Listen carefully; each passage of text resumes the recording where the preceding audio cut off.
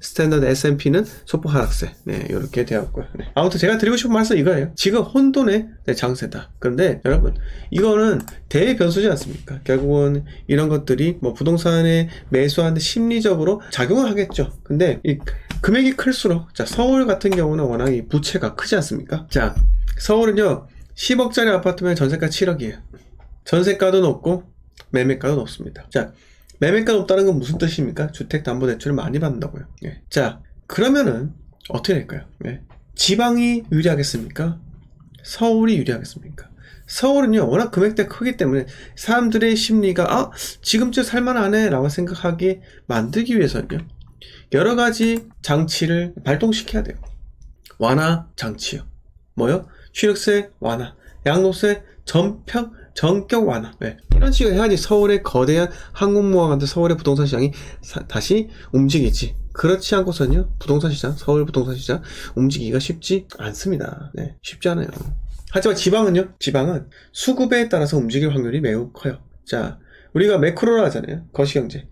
거시경제 움직임보다는 그냥 단순히 수급, 네, 입주 물량, 그리고 수요, 네, 여기 따라서 움직일 가능성이 매우 크기 때문에 제가 어딜 보라고 말씀드렸죠. 그래서 왜? 여러분, 서울과 수도권요 항공모함이에요. 서울이 방향을 틀어야지만 그제서야 인천이 방향을 틀 수가 있다는 겁니다. 서울의 이 항공모함이 방향을 틀어야지만 그제서야 인천이라는 전투기가 출격할 수 있다는 거예요. 자, 생각해보세요. 근데 여러분, 대구, 부산, 울산, 그리고 대전, 광주 5대 광역시는요 순양함, 초기함이에요. 그냥 쉽게 방향을 돌릴 수가 있습니다. 이 말이 뭐다? 여러분, 다음에 이 투자 분위기, 즉 조건만 딱딱 맞다면요 가장 먼저 올라갈 곳, 그리고 대한민국에 있는 투자금들이 많이 흘러 들어갈 곳, 어디다? 먼떨만떨 지역이다 라는 겁니다. 자, 먼떨만떨 지역이 어디예요? 여러분, 먼떨만떨의 지역이 어디입니까? 다 아시잖아요. 바로 대구입니다. 네. 대구 240만이에요 인구. 자, 울산, 대전, 광주보다 인구수가 많아요. 그리고 여러분, 대구가 도시 설계가 참 잘 되어 있습니다. 제가 뭐라고 말씀드렸습니까? 자, 생각해보세요. 여러분, 소득은 크게 중요한 게 아니에요. 그런데 이게 보시면은 대구가 오래되었던 거죠. 6.25 전쟁 때 이 북한의 남침 있죠. 남침에서 낙동강 전선으로 해서 방어를 해서 도시가 파괴가 안 되었던 거예요. 어디가요? 대구가요. 대구가 도시가 파괴가 안 되었어요. 그래서 대한민국에서 가장 오래된 도시 중 하나라고요. 그 도시가 재개발, 재건축이 활발하게 일어나고 도시가 지금 탈바꿈하는 단계입니다. 그래서 2023년도 입주 물량이 얼마 돼요? 네, 늘 말씀드리잖아요. 대구의 입주 물량은요 2023년도 37,000세대예요. 이 숫자를 외우세요. 37,000세대가 올해 대구에서 입주합니다. 20년 동안 가장 거대한 입주 물량이에요. 가장 거대한 입주 물량. 자, 그리고 대구 2023년 1월부터 3월까지 입주 물량이 몇이에요? 네, 7,931세대예요. 청라일스자이가 제일 먼저 시작했어요. 2월달이긴 하지만 자이르네요. 지금 뭐하고 있죠? 자이르네가 뭐하고 있습니까? 지금 할인 분양하고 있어요. 여러분, 사람들이 화가 나가지고 자이르네 분양 모델하우스 파괴 보이시죠? 분양가 10억인데 미분양 나가니까 계약한 사람 어때요? 의자 집어 던져가지고 박살냈습니다. 아파트가 붕괴시켰어요. 붕괴되었어요. 화가 나가지고. 자, 진짜 어떻습니까? 지금 할인 분양 한다는 거예요. 여러분, 이거 황당하지 않습니까? 얼마나 화가 날까요? 집어 던지는 거예요. 여러분, 집어 던지는 거예요. 자, 그리고 해링턴 플레이스 많죠.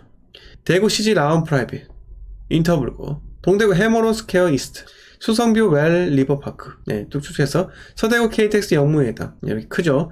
다사역 금호올림, 이 달성군이고, 자, 이렇게 해서 7,931세대가 입주하고 있습니다. 전화해봤어요? 여러분, 전화해봤어요?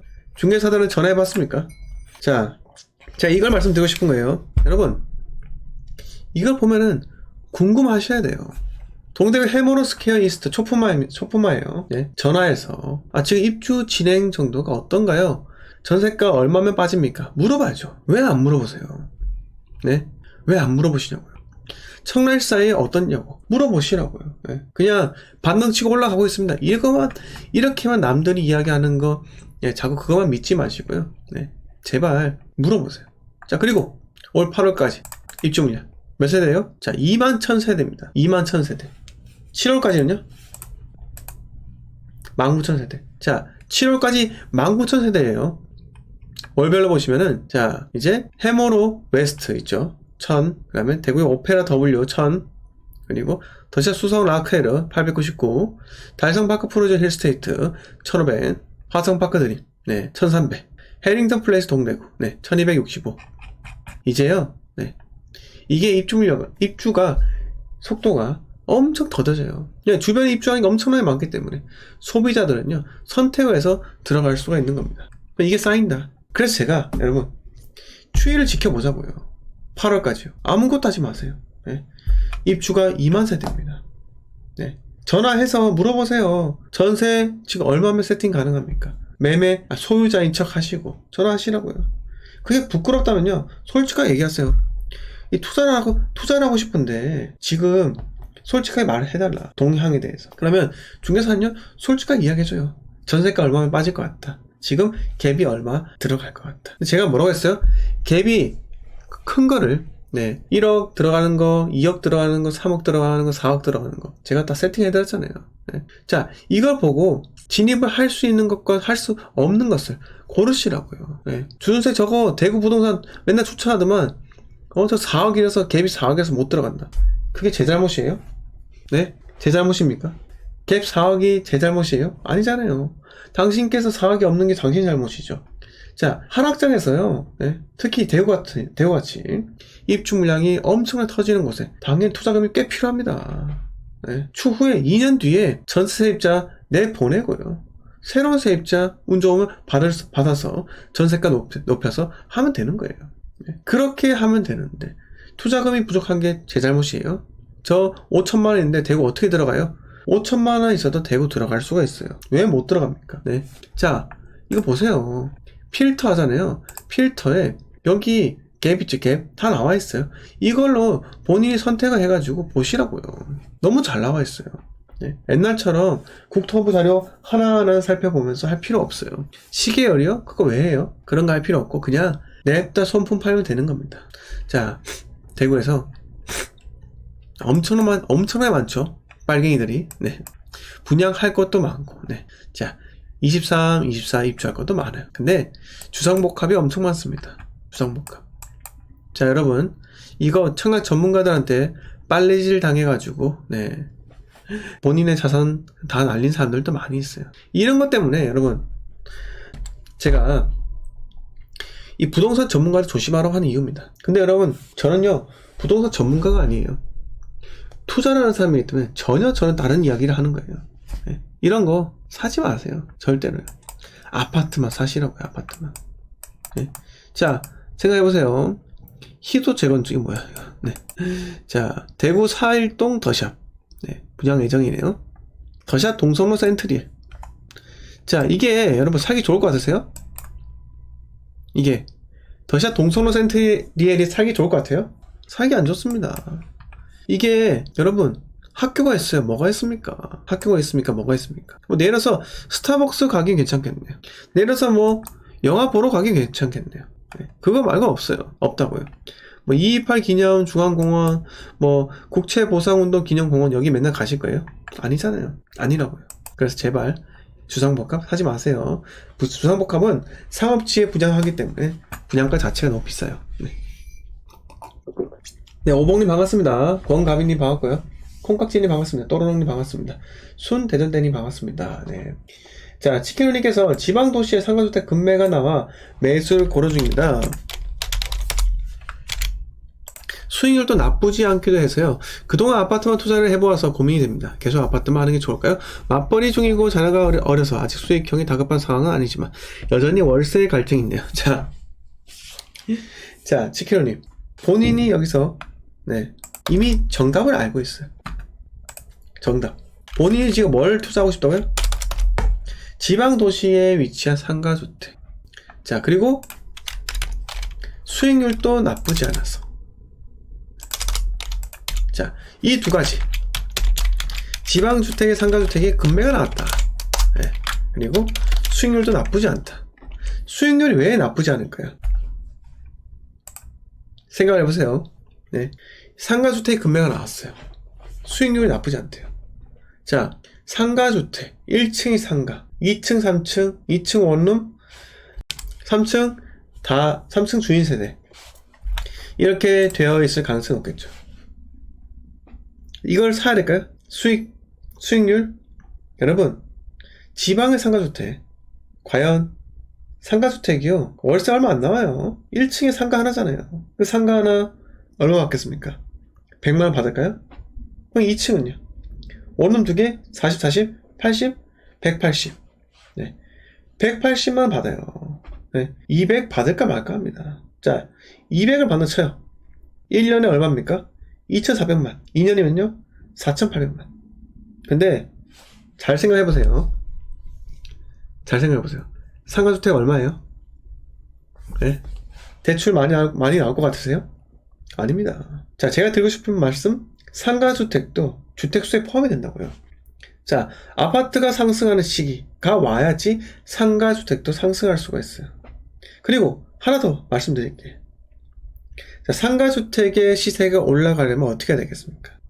상가주택의 월세 세팅한 그 수익이 많이 변할까요? 크게 변동이 없어요. 자, 변동이 없다면요? 기준금리, 그냥 금리가 인상이 된다. 그래서 예금적인 부분이 매우 메리트가 있다 라고 하잖아요. 상가 수익률, 상가 금액이 있잖아요. 상가주택 금액이 떨어진다는 거예요. 자, 우리가 예를 들어서 월세가 한 4,800만 1년에 2,400 나오는 거예요. 2,400 나누기 수익률로 해봅시다. 0.6% 얼마요? 4억이에요. 6% 했을 때 이렇다고요. 그러면 2,400만원 나누기 0.3% 얼마예요? 8%입니다. 즉 제가 드리고 싶은 말씀, 상가주택 금리가 낮으면 낮을수록 상가주택은요 금액대가 시세가 뜹니다. 떠요. 왜요? 아니 예금금리가 저금리인데 수익률 없다? 그러면은 당연히 금액대가 올라가죠. 하지만 예금금리 올라가고 상가주택 수익률이 떨어진다? 왜? 금리가 올라가면 대출이 높아지잖아요. 맞습니까? 그럼 월세에서 대출금리 빼야죠. 그러면 당연히 상가주택 수익률이 떨어지겠죠. 떨어지는 것 뿐만 아니고 예금이 훨씬 더 메리트가 있기 때문에 투자자 유입이 적다라는 겁니다. 적어요. 그러면 상가주택 매가 떨어집니다. 자, 아무튼 지방도시 상가주택 금매 수익률도 나쁘지 않다. 이게 함정이에요. 왜 함정이다? 아까 제가 말씀드린 그 이유가 있고요.